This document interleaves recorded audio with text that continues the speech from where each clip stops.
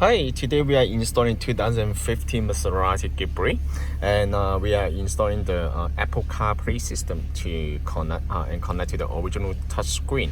So basically, how to activate the system? This one, hold this button for 2 seconds, and you can switch back to the original menu. And the whole system requires the auxiliary channel to produce the sound, okay, to go through the original aux channel.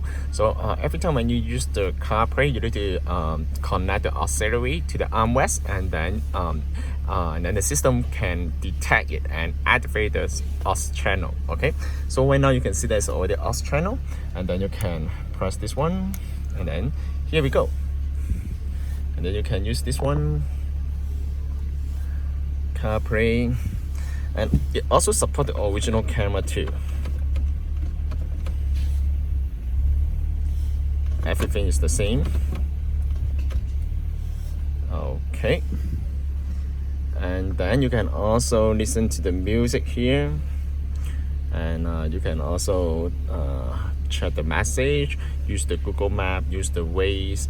If you have any question about this Apple CarPlay module, please contact us, AutoTecPro. Thank you very much and have a nice day. Bye-bye.